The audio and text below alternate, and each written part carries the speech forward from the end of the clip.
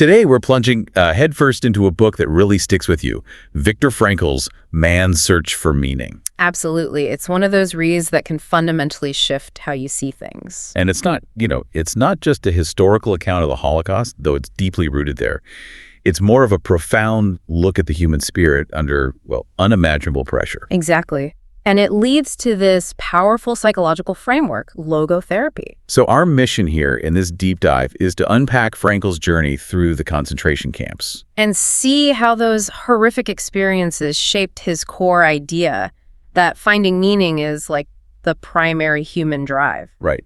And understanding that can genuinely help us face our own challenges, big or small. We're working directly with the book itself, excerpts, prefaces, the main text. Yeah, we'll look at his account of camp life, the psychological side, then dig into logotherapy's principles, which grew out of that. And finally, touch on what he calls tragic optimism, how his perspective applies today. Sounds good. So, starting with his experiences. Part 1. Experiences in a concentration camp. Yeah. He's very clear, isn't he, that this isn't about listing atrocities or focusing on famous camps. His goal is specific. It's the inner life, the psychological journey of the average prisoner. How did everyday camp life affect the mind? He wants to show that common experience. So he breaks it down into phases. The first is admission. Right, the initial shock. Arriving on the train, and then the selection. Finger game. Yeah, that chilling term. An SS officer just points. Left or right? And left. Left meant the gas chambers. Frankl estimated maybe 90% of his transport went left. 90%. It's staggering. And the cruelty, the deception about it. Absolutely. Telling them they were going for a bath. Even giving them soap. He tells that story about asking after a friend. Mr. P. Yeah. And being told with a gesture to the chimney, floating up to heaven. Just brutal. The immediate realization of the horror. And then instantly, everything stripped away. Clothes, identity, your past life. Gone. Replaced by a number. His was 119,104. It's this profound psychological assault, not just physical. And from that very first hour, he talks about fighting the urge, the despair, running into the wire, they called it. The thought of suicide was immediate for many, but Frankl describes making a promise to himself that first night. A conscious decision not to run into the wire. Exactly. Even doing the mental calculations, seeing the odds were almost impossible, he found a reason not to give up right then. It underscores that need for a why from the absolute beginning. And the small, grim details really paint the picture. The constant hunger. Oh, the obsession with food, the watery soup, that tiny piece of bread, every thought circled back to it. And the cruelty wasn't just the SS, was it? The capos. Right. Prisoners turned guards. Sometimes they were even worse, trying to prove themselves or just wielding that tiny bit of power. Though Frankl is careful, he notes some foremen showed pity too. It wasn't black and white. No. Human complexity, even there. Kindness could still flicker unexpectedly. And cigarettes became currency. Yeah, not for smoking, really. But 6 cigarettes might buy you another bowl of soup. It shows how life just boiled down to bare survival. Which brings us to the second phase he describes, being entrenched in the camp routine, and the key psychological feature. Apathy. Deep apathy. Not just tiredness, but... A necessary defense mechanism. A blunting of emotions. You had to become indifferent to the beatings, the suffering, the death all around. Otherwise, you couldn't survive it. He mentions the insult often hurt more than the blow. Yes, because it hammered home the injustice, the sheer unreasonableness of it all. So the focus just narrows completely. Food, warmth, survival. Totally. He calls it a cultural hibernation, losing interest in anything beyond immediate needs. Politics, religion, only occasional flashes. But then, paradoxically, this is where he finds something profound. About inner life. This is crucial. Despite the external squalor, an incredibly rich inner life could develop. That's where he gets the insight. The salvation of man is through love and in love. Even when physically separated. Yes. He vividly describes thinking of his wife during a forced march. He didn't know if she was alive, but her image, her presence felt intensely real, sustaining. It showed him that inner freedom, finding meaning through connection, even just mental connection, couldn't be totally extinguished. So holding on to that sense of self, even for moments, was key. Absolutely. Finding 5 minutes of solitude, of quiet, was like gold. And again, those small acts of kindness between prisoners, sharing bread, offering a word, they reinforced that human connection wasn't totally lost. What about hope? He says hope could be tricky. Very tricky, especially hope tied to a date. Like the war will end by March 30th. Because if the date passed. Despair set in. And he observed the death rate actually spiked after those disappointments. It wasn't about when liberation might come, it was about having a reason to live until it came. That Nietzsche quote he uses. He who has a why to live for can bear with almost anyhow. That became central. Purpose over prediction. And finding meaning wasn't just about the future, it could happen in the camp.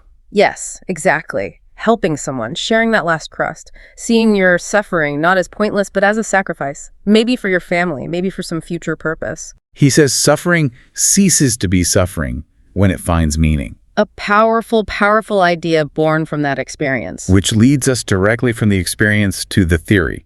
Part 2. Logotherapy in a nutshell. Right. The theory is forged in that fire.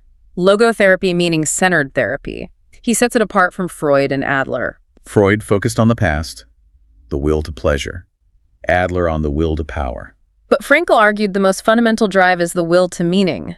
That's what logotherapy is built on. It looks to the future, to purpose. So if that drive, the will to meaning, is blocked, that leads to what he termed existential frustration, a deep sense of emptiness, meaninglessness. Is that related to neurogenic neuroses? Precisely. These are psychological issues stemming not from, say, childhood trauma, but from this existential core, the failure to find meaning in one's life, a spiritual distress almost. And he saw this as a growing problem, this existential vacuum. Yeah, especially in the 20th century, that feeling of inner emptiness. He linked it to boredom, which he saw as surprisingly dangerous. Leading potentially to depression, aggression, addiction. Exactly. He even cited studies showing how many students felt that void. So how does logotherapy help someone find meaning? It sounds different from just talking about your past. It is quite different. It's less about deep dives into the past. The therapist doesn't prescribe meaning that's unique for everyone. So they guide rather than dictate. Precisely. Frankl liked the analogy of an eye doctor helping you see better, not a painter giving you a whole new picture. They help you uncover the meaning potentials already in your life. And he outlined specific ways we can find this meaning. He identifies 3 main avenues. First, creating something, doing a deed, achievement, accomplishment. Okay. Second, experiencing something or encountering someone fully. Love is the prime example here. He believed love lets you see the potential in the other person, helping them realize it. And the third way. That brings us back to the camps again. It does. It's the attitude we take toward unavoidable suffering. When you face something you truly cannot change, a loss, an illness. You can't change the situation, but you can change your response. Exactly. Meaning is found in how you bear it. That's when suffering, as he says, can cease to be suffering because it's imbued with purpose, maybe sacrifice, dignity. That idea feels so relevant, finding meaning in the tough stuff. It's incredibly powerful, and tightly linked is his emphasis on responsibility. Not just a duty, but the essence of being human. He has that challenging quote. Oh, yeah. Live as if you were living already for the second time, and as if you had acted the first time as wrongly as you are now about to act. Wow. It forces you to think about the weight of this moment. Right. It's about making each decision count, recognizing the opportunity in the present. He also mentions a specific technique, paradoxical intention. Yes. It's a fascinating technique for dealing with anticipatory anxiety, the fear of fear itself. Like being afraid you'll blush, so you blush more. Exactly. So the logotherapist might tell you to try to blush, or if you fear sweating, try to sweat buckets. If you fear sleeplessness, try hard to stay awake. Does that work? It breaks the cycle. The effort to avoid the symptom fuels the anxiety. By ironically wishing for it, you detach, you introduce humor, and the fear often dissolves. It taps into our capacity for self-distancing. Moving on slightly, the postscript. The case for a tragic optimism. This feels like applying everything to life now. It really is. Tragic optimism isn't about ignoring the bad stuff. It's about saying yes to life despite the unavoidable tragedies. Suffering, guilt, death. Acknowledging the pain, but still finding reasons to affirm life. Yes. And again, meaning can be found in these things. Suffering you can't avoid. Your attitude determines its meaning. He uses the example of Jerry Long, the quadriplegic who said the accident broke my neck, it didn't break me. That's the spirit, choosing your response, finding meaning in the bearing of it. And guilt. And death. Will can be a catalyst for change, for taking responsibility. Death, the fact that life is temporary, doesn't negate meaning, it makes our choices matter. Because what we've done, experienced, endured, it's saved. Exactly. Like grain harvested and stored safely in full granaries, as he puts it. The past is secured, it can't be undone or taken away. That gives life weight. Which points to meaning and dignity being unconditional. Absolutely. Possible in every situation, for everyone, always. Dignity isn't about usefulness or success, it's inherent. That's a powerful counter-message to a society sometimes focused only on achievement. It really is. To deny that inherent dignity or the possibility of meaning even in suffering is to slip into nihilism, into that learned meaninglessness he warned against. Logotherapy is, at its heart, an antidote to that.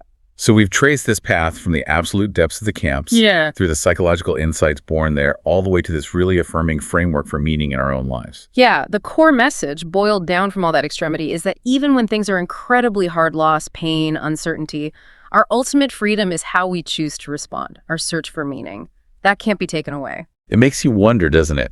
How does hearing about this capacity to find meaning, even in such horror, resonate with you, the listener, and the challenges you face? And Frankl kind of flips the usual question. He suggests life isn't about what meaning we expect to get. It's that life constantly asks us what meaning we will make. We are the ones being questioned by life. Right. And he offers that challenging ideal again. Live as if you were living already for the second time, and as if you had acted the first time as wrongly as you are now about to act. Think about that. If you genuinely had a second chance at this moment, knowing what you know, what would you change right now? That's definitely something to sit with.